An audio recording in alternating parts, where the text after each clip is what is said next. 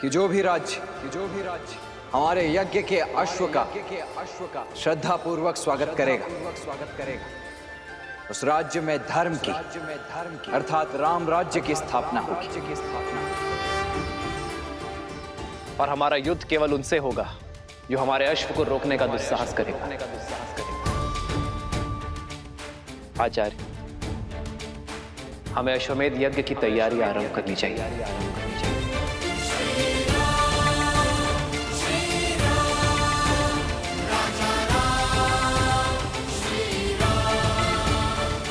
चंद्रबाहु, बानासुर, राम अश्वमेध यज्ञ कर रहा है।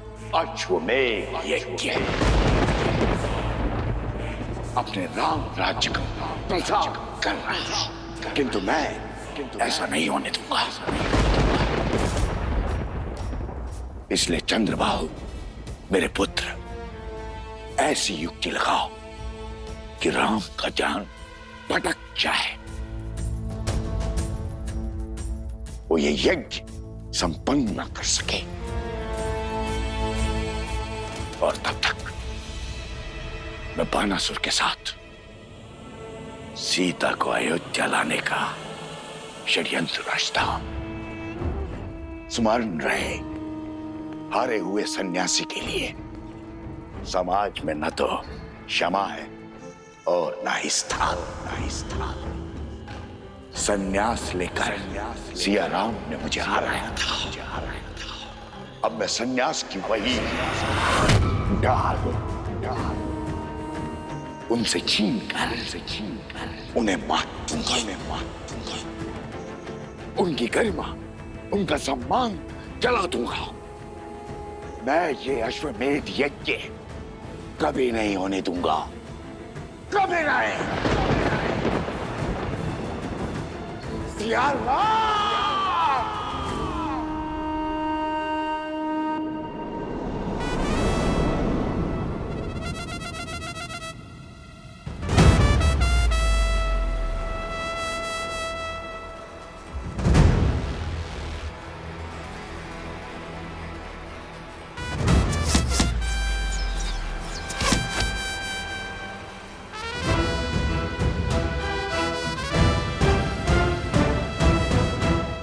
इसमें कौन सी बड़ी बात है लवकुश? ये तो साधारण विद्यार्थी भी कर पा रहे हैं।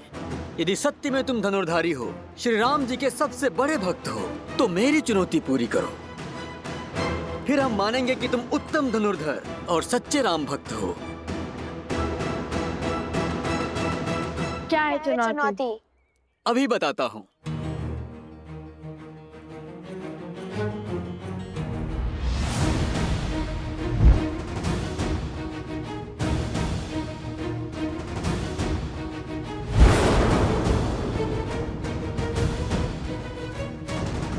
तुम्हें इन मटकों को भेदना है।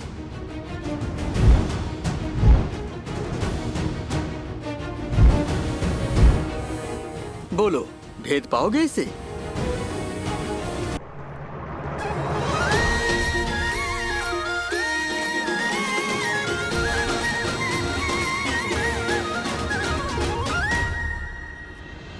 इतनी सरल चुनौती, लगता है द्वेष की अग्नि धीमी पड़ने लगी है।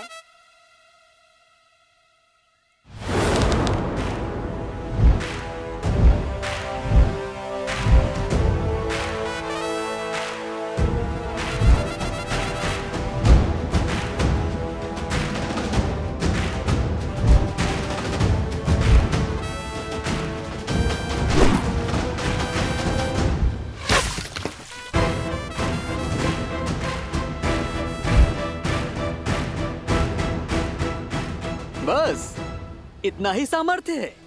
बंधु, तुम बहुत अधीर हो, पूरी बात नहीं सुनते। चुनौती एक प्रहार से 3 मटकों को फोड़ने की है। स्मरण है ना राम भक्त, किष्किंधा में कैसे रामचंद्र जी ने एक साथ 7 वृक्ष भेदे थे।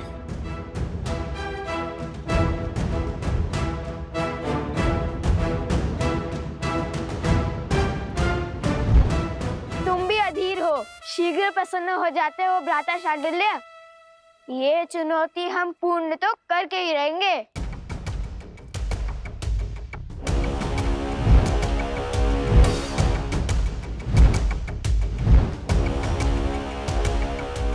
चाहिए भैया, भेज दीजिए। हाँ हाँ, भेज दीजिए मटके। वैसे ही जैसे प्रभु राम ने बहुत सारे वृक्ष भेजे थे। मैं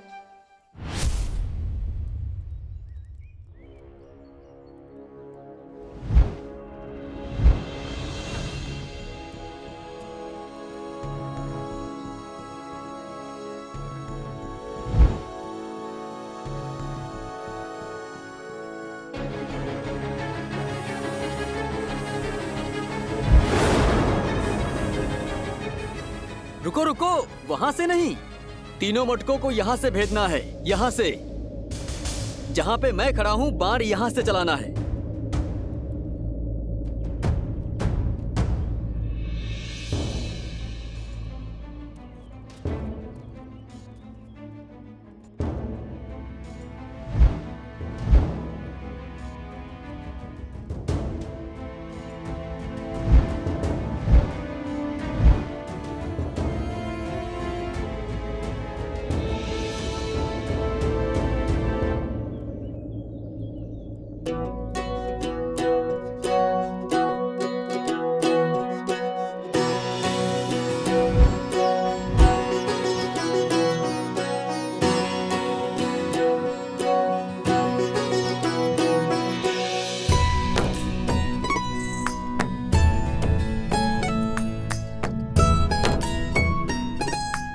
अब ये कहाँ चले?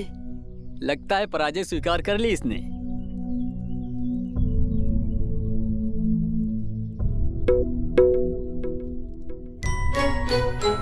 ओह, समझ गया।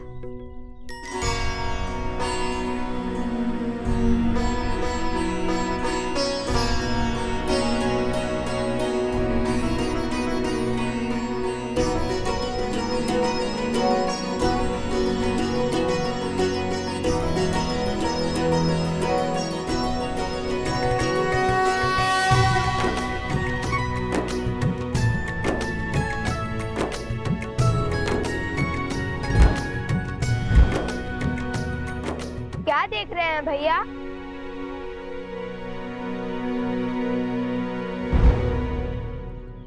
यही कि राम नाम से हर कठिन कार्य सरल हो जाता है। ध्यान से देखो।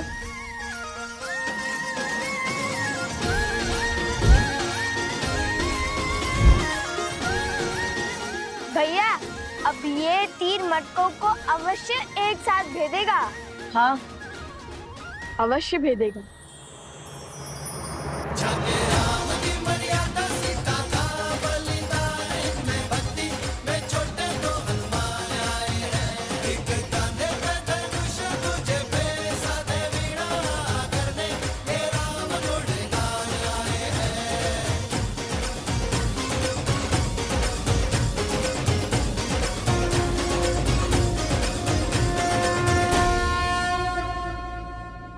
हमारे मित्रों को हमारी राम भक्ति पर संदेह है।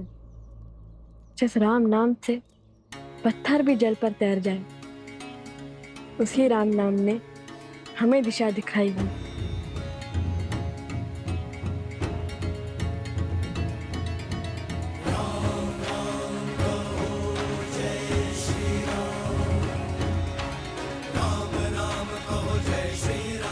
राम राम। सर पे हो रघुवर का हाथ तो हर दुविधा आसान होगी। तुम वीर पुरुष, तुम पराक्रमी, तुम मर्यादा के हो स्वामी। साथ तुम्हारा जिसके साथ, तुम संकट हर लो आगामी। मन में है विश्वास तो आकाश में पड़ेगा। जब होगी जीत तो हर दिशा में राम नाम गूंजेगा। राजा राम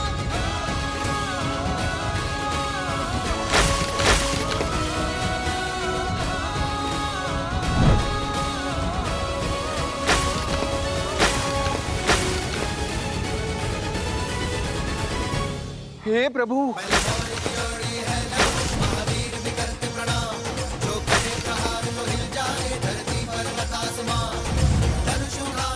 अरे कोई रोको, उस तीर को देखो।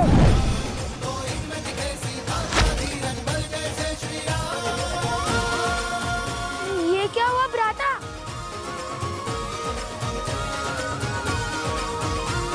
अरे मटके! कितना जल बह रहा है। कोई रोको इस तीर को, सारा पानी बह रहा है। चुनौती वृक्ष पर लटके 3 मटके फोड़ने की थी। तुमने तो आश्रम के सारे मटके फोड़ दिए। इस अपराध का तो घोर दंड मिलेगा तुम्हें। मैंने क्या, पूरे आश्रम ने देख लिया। सच्चे राम भक्तों का पराक्रम। अब लगता है वन देवी का पराक्रम तुम दोनों पर बरसेगा।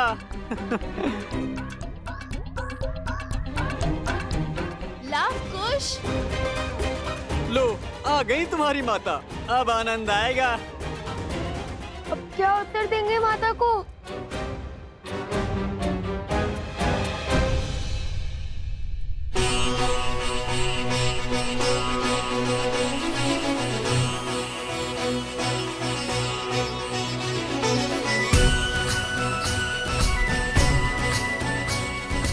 अश्वमेध यज्ञ के विधान के अनुसार ये वेदी 4 अंगुल और ऊंची होनी चाहिए।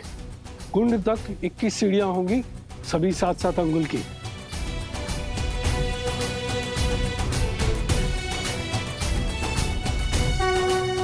प्रणाम ऋषिवर। कल्याण मस्तु ऋषिवर। आप सबका कोटि कोटि धन्यवाद ऋषिवर। इस यज्ञ की सज्जा के लिए पधार कर आपने अयोध्या पर बहुत बड़ा उपकार किया है। यह यज्ञ कोसल राष्ट्र के लिए अत्यंत महत्वपूर्ण है। मुझे विश्वास है ऋषिवर कि आपके सामर्थ्यशील मार्गदर्शन में इस यज्ञ में कोई त्रुटि नहीं होगी। प्रत्येक कार्य विधिवत होगा। ये हमारा सौभाग्य है श्री राम। हर ओर राम राज्य का ध्वज लहराए। धर्म केवल कौशल में न रहकर सारे आर्यव्रत में विस्तार करे। इससे शुभ और कुछ नहीं हो सकता। और ये हमारी सेवा नहीं, पावन तपस्या है। इसमें भाग लेना ही स्वयं में एक तीर्थ है। मानचित्र राजन, ये यज्ञ वेदी का मानचित्र है। इसमें हर वेदी पर भगवान विष्णु के चरण चिन्ह बनाए जाएंगे।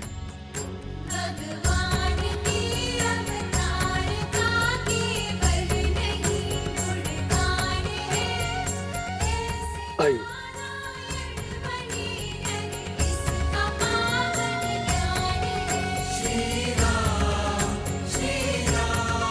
और यहाँ विराजमान होंगे यजमान अर्थात आप, और वहां आपके वामंग में महारानी का स्थान होगा।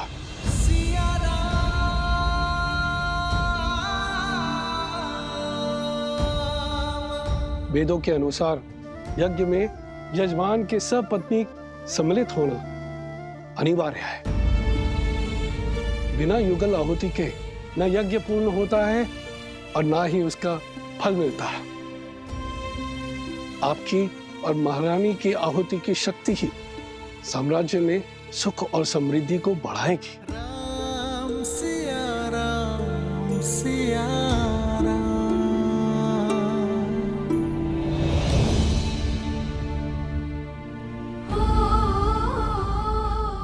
देख रही हो वन देवी, उत्पात चरण पर है। इन्होंने आश्रम के सारे मटके फोड़ दिए। इतनी दूर से जल लाए थे, सारा जल बह गया।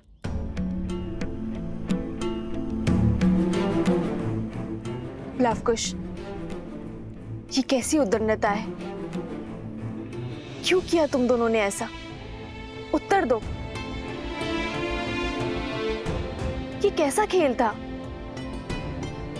जो भी हुआ उसका उत्तरदायित्व हमारा है, परंतु ये कोई खेल नहीं था, चुनौती थी। गुरु भ्राता शांडिल्य ने कहा था। वन देवी, मैंने केवल 3 घड़े कहे थे फोड़ने के लिए, सारे नहीं। आप चाहे तो इनसे पूछ लीजिए। हाँ वन देवी, बात 3 घड़ों पर ही लक्ष्य साधने की हुई थी। लवकुश, माता वो शक्ति अधिक लग गई। तुम्हारी इस अधिक शक्ति के कारण आश्रम में एक भी बूंद जल नहीं है। अब तुम दोनों का यही दंड है कि तुम दोनों पूरी रात्रि जागकर आश्रम के परिवार वालों के लिए नदी से जल भरकर लाओगे।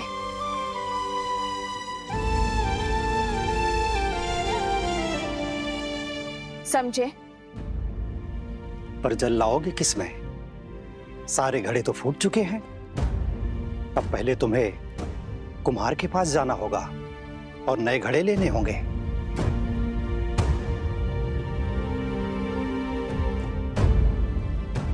जी माता।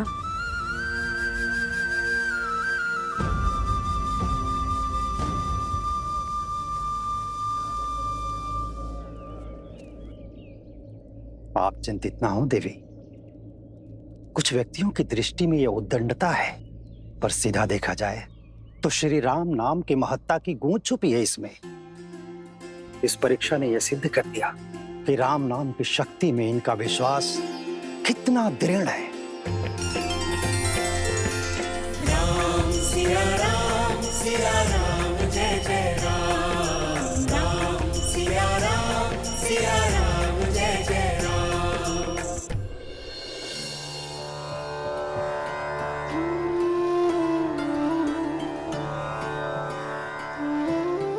ये लो, ये भी ले जाओ। हम तो केवल 3 जीव हैं। इतने अनाज की आवश्यकता नहीं है हमें, इसे सब में बांट दो। और वैसे भी आश्रम पर जो संकट आया है उसके दोषी मेरी संतान ही तो है। किंतु ये कुमुदनी, ये कोई उपहार या उपकार नहीं है, मेरी क्षमा याचना है।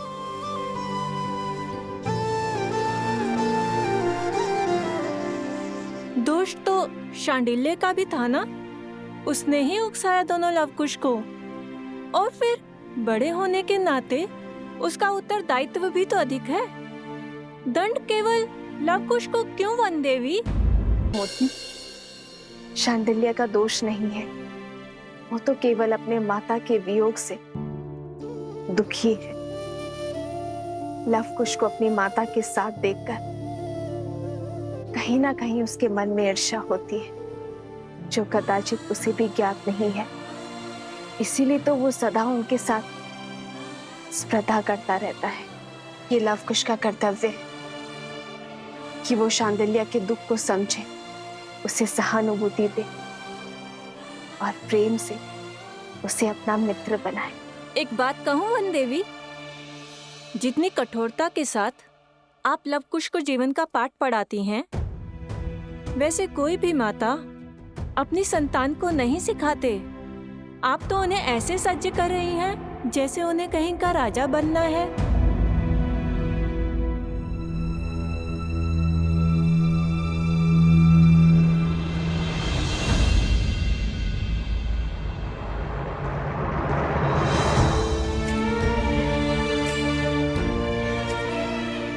अब इसे मैं कैसे समझाऊं आर्य कि एक रानी केवल प्रेम रूपी माता नहीं बन सकती। मेरे कंधों पर अपने पुत्रों को पिता के समरूप बनाने का भार भी तो है ना आर्य, ताकि कल को वो पूरी निष्ठा के साथ अयोध्या के सिंहासन और प्रजा के मन पर राज कर सके।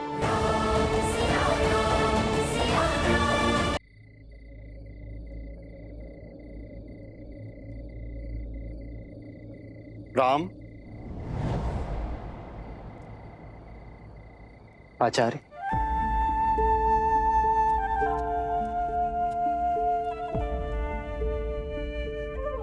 प्रणाम आचार्य। कल्याण। आचार्य, आप रुक क्यों गए? मैं अयोध्या का महाराज बाद में हूं, सबसे पहले आपका शिष्य हूं। मेरे समीप आने के लिए आपको किसी शब्द या अनुमति की आवश्यकता नहीं है। पधारिए। कई आचार्य, क्या आदेश? आपके आने का मंतव्य क्या है? विराजी। नहीं राम, तुम्हारा कर्तव्य केवल राज्य की सीमा का विस्तार ही नहीं है, तुम पर राज्य की स्थिरता, शांति, सुख और समृद्धि का भार भी है।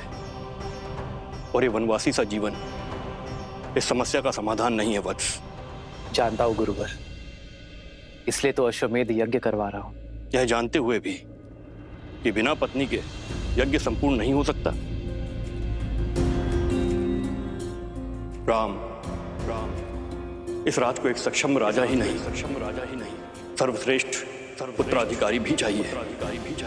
ये भी तुम्हारा ही कर्तव्य है। और उसके लिए तुम्हारे साथ तुम्हारी अर्धांगिनी का होना अनिवार्य है। कहो, क्या होगा इस समस्या का समाधान? क्या दे पाओगे अयोध्या राज को उसकी महारानी?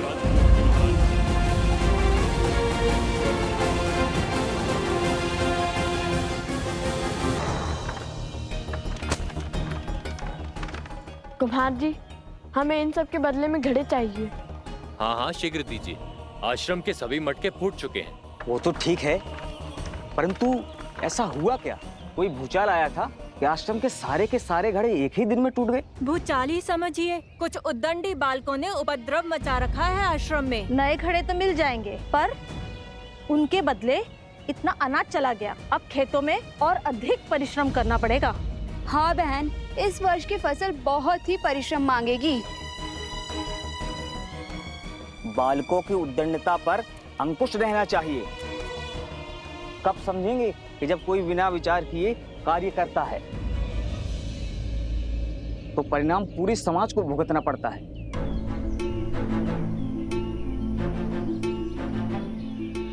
भूल हो गई, आश्रम की बड़ी हानि हो गई। अब सबको आश्रम में हमारे कारण और परिश्रम करना होगा। हमें भी तो नदी तक जाना है और पूरी रात्रि जल भरना होगा। मुझे हमारे परिश्रम की चिंता नहीं है, वो तो हम कर ही लेंगे। मुझे चिंता है माता की, हमने उनका मन दुखाया है। न जाने वो हमें क्षमा करेंगे भी या नहीं।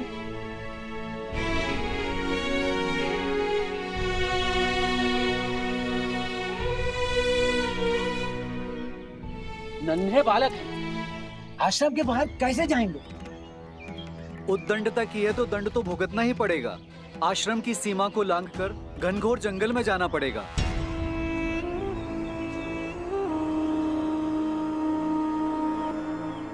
आज नहीं तो कल कोई तो इस आश्रम की सीमा लांघेगा ही, और उसे सीढ़ी बनाकर मैं पहुंचूंगा सीता तक।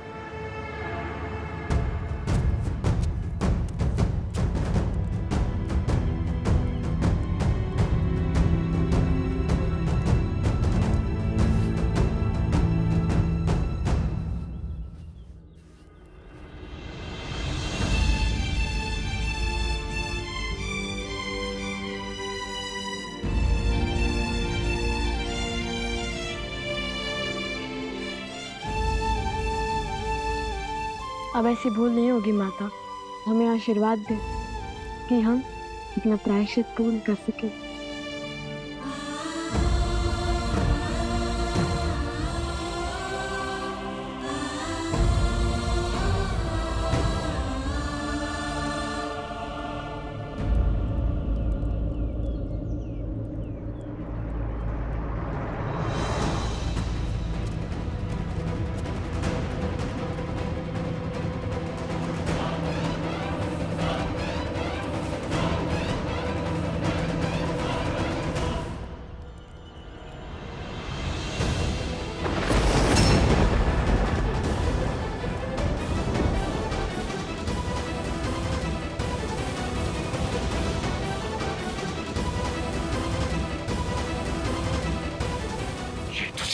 अर्थात ये दोनों बालक सीता और राम के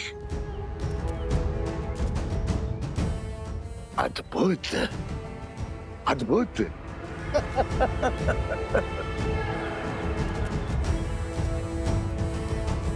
12 वर्ष की प्रतीक्षा अंततः समाप्त हुई। आज सीता भी मिल गई और राम को परास्त करने का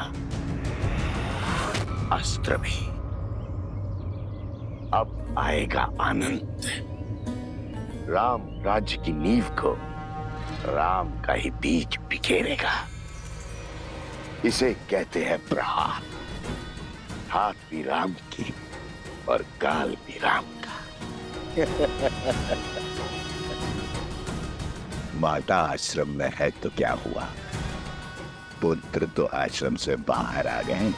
अब यही दो कोमल कोमल बालक मुझे सीता तक बचाएंगे।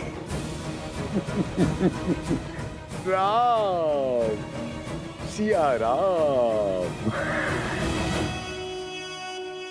परंतु भ्राता, जैसे दोषी हम हैं, वैसे दोष धनुष और बाण का भी तो है।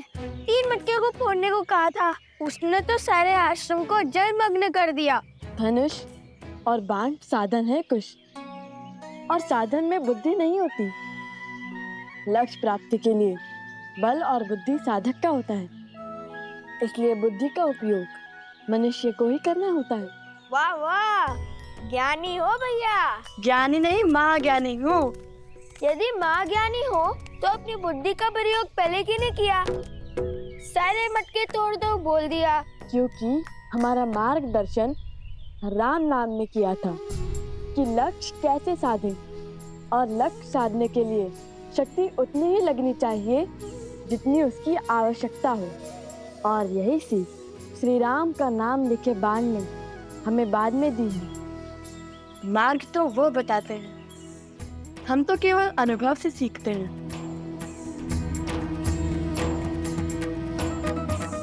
मैं भी अनुभव से बोल रहा हूँ भैया। भूल हो गई, अब नहीं बोलूंगा। दंड मिलता है मेरे बोलने से। माता ने हमें दंड कष्ट देने के लिए नहीं, ज्ञान देने के लिए दिया है, ताकि हमारी बुद्धि का विकास हो सके। अब देखो, जो बात मैं सुनकर समझता हूँ, वो बात तुम दंड पाकर ही समझते हो। महाज्ञानी है आप, मैं क्या समझूंगा? मैं तो आपका बस एक शस्त्र हूँ। संधान तो आपके मन से होता है। बाण चलाने में भले ही तुमसे आगे हूँ, किंतु बातों में तुम्हें कोई नहीं पकड़ सकता।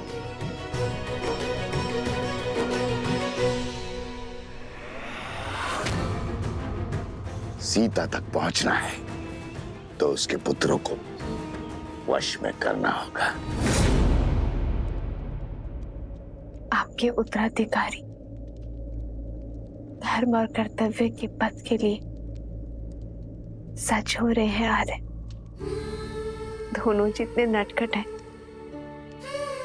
उतने ही पराक्रमी भी हैं। अपने पिता की मर्यादा और पूर्वजों के मान का भार उठाने के लिए शीघ्र ही तैयार होंगे आपके लवकुश।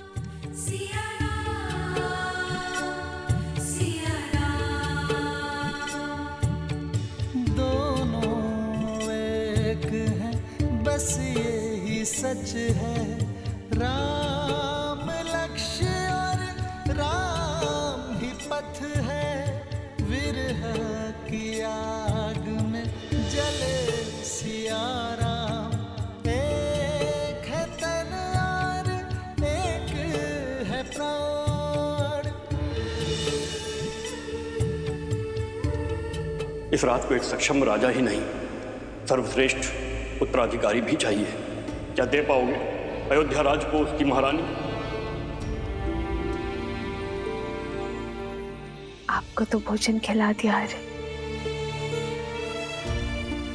किंतु हमारे दोनों पुत्र भूखे होंगे, और कुश को तो बहुत अधिक भूख लगती है आर्य।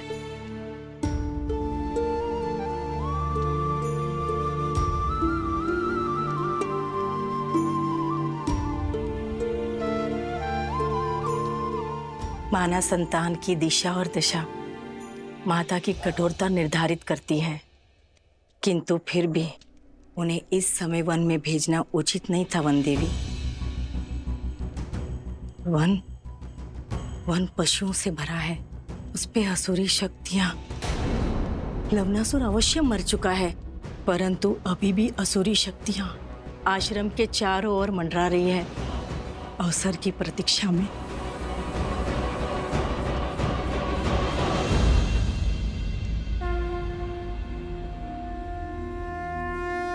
गणेश, पूछो पुत्र, क्या प्रश्न है मन में? यज्ञ तो मन की, राज्य की, समाज की शांति के लिए किया जाता है ना? फिर उसमें बैठे राजा के लिए पत्नी का साथ क्यों अनिवार्य है? श्री राम तो स्वयं नारायण है, वो यज्ञ से नहीं, यज्ञ उनसे पवित्र हो जाएगा ना? ये बताओ गणेश कि जीवन का आधार क्या है? संतुलन। तुम्हारा उत्तर सर्वथा उचित है गणेश। ये संसार, ये प्रकृति संतुलन पर ही आधारित। जैसे दिन को संतुलित करती है रात्रि, बुराई को संतुलित करती है अच्छाई, वैसे ही पुरुष को संतुलित करती है स्त्री। किसी भी यज्ञ का उद्देश्य और फल तभी प्राप्त होता है जब उसमें दी गई आहुति संतुलित। इसीलिए यज्ञ में या जीवन में पुरुष के साथ स्त्री का होना आवश्यक ही नहीं, अनिवार्य भी है।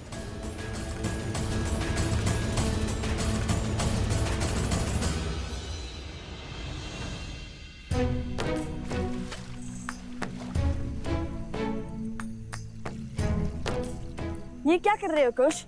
छोटे से बड़े में क्यों डाल रहे हो? समय व्यर्थ कर रहे हो। समय व्यर्थ नहीं भैया, जल की मात्रा की गिनती का माप बना रहा हूँ। माप है तो सही। चट्टान, सिर, पाँव, मुंड। नया माप लाता, नया माप। नया माप का समय है और ना उसकी आवश्यकता। तुम समय व्यर्थ कर रहे हो। पात्र भरो। हम यहाँ दंड स्वरूप आए, जल क्रीड़ा करने नहीं। क्या भैया, दंड तो पूरा कर रहे हैं ना? अब ऐसा भी बंधन नहीं था कि दंड भोगते भोगते थोड़ा सा आनंद और अभ्यास भी ना किया जाए। अभ्यास ठीक है, परंतु आनंद करने में यदि समय व्यर्थ करोगे तो कैसे होगा? अभी हमें सरोवर से आश्रम के कितने चक्कर लगाने हैं। जब हम चक्कर लगाएंगे तब मैं अंतर मापने का नया तरीका खोजूंगा।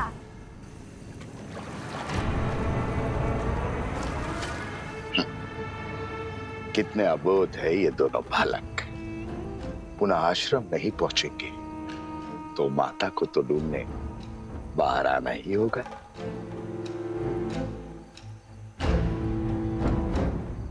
शीघ्र मिलते हैं बालकों।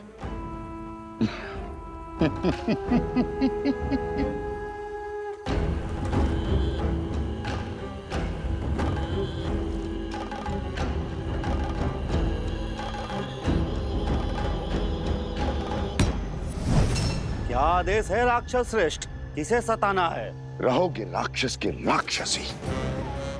कभी तो पुण्य का काम किया करो। यहाँ दो सुंदर कोमल अबोध बालक आए हैं और थके हुए भी हैं। उन्हें अपनी शक्ति से निंद्रा दे रहा हूं।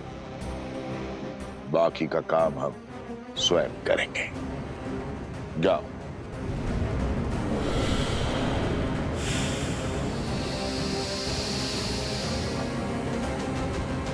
पच्चीस, 26।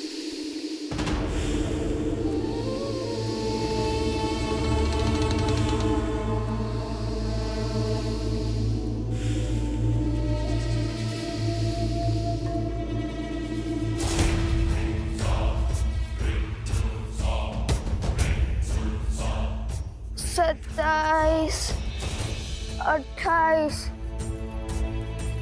ये क्या कर रहे हो कुश? बताया तो था, अंतर गिनने का नया तरीका। पहले भूख, अभी ये निद्रा। कुछ भोजन मिल जाता तो कितना अच्छा होता। नहीं, 41। जब तक ये कार्य पूर्ण नहीं होता तब तक ना ही हम भोजन कर सकते हैं और ना ही निद्रा ले सकते हैं। नहीं तो माता के मन को ठेस पहुंचेगी। चलो चलो, मैं तुम्हें वो प्रसंग सुनाता हूँ जिसे सुनकर तुम्हें सदा हंसी आती है कि कैसे हनुमान जी ने अपनी पूंछ से लंका में आग लगाई थी। सुनाओ सुनाओ। यदि रोकूंगा तो आप रुकोगे तो नहीं, सुनाई दीजिए।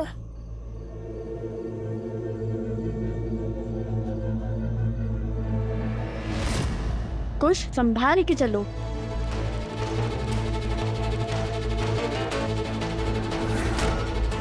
कुछ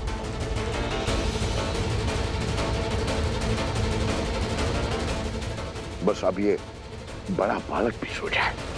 कुछ जागो, ये सोने का समय नहीं है, उठो कुछ।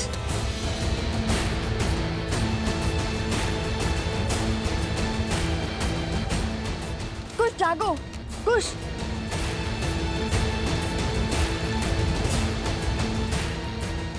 कुछ जागो।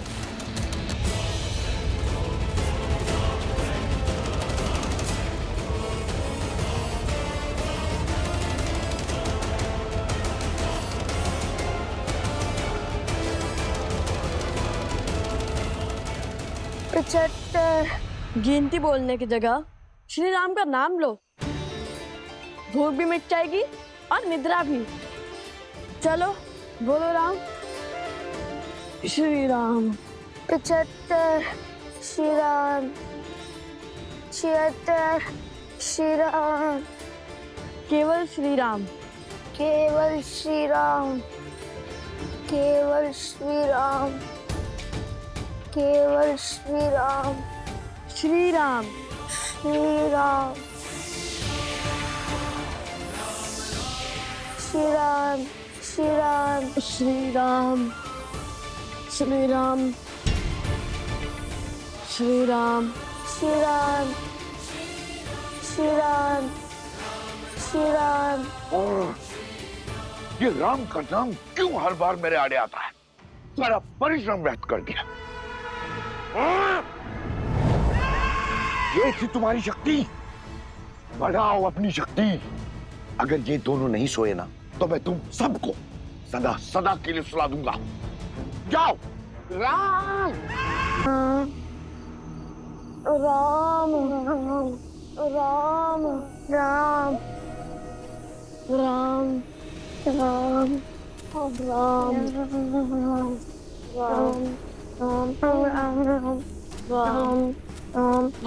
राम राम।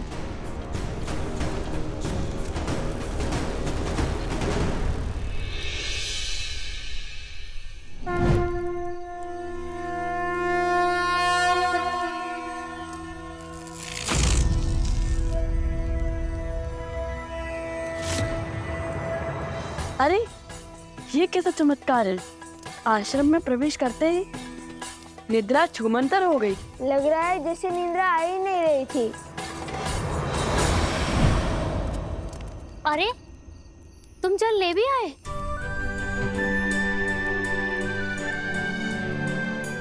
लाओ लाओ, हमें दो।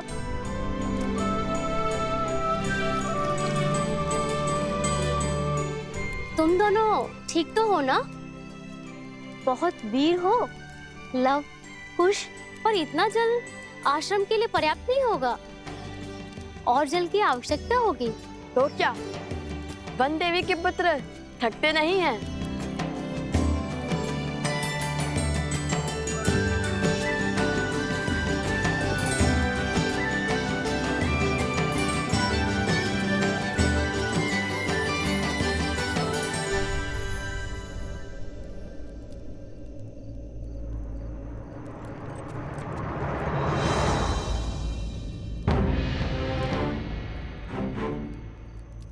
ये कैसा चमत्कार है? आश्रम की सीमा के बाहर निकलते ही निद्रा आने लगती है और भीतर आते ही निद्रा छूमंतर हो जाती है। बात तो उचित है भैया, लेकिन अब क्या करें? केवल श्री राम का नाम लेते हुए आगे बढ़ते रहे क्या? नहीं नहीं, हम राम भक्त हैं। हम वो करेंगे जो श्री राम करते, अपने ज्ञान और अपनी बुद्धि का प्रयोग। और मेरे ज्ञान के अनुसार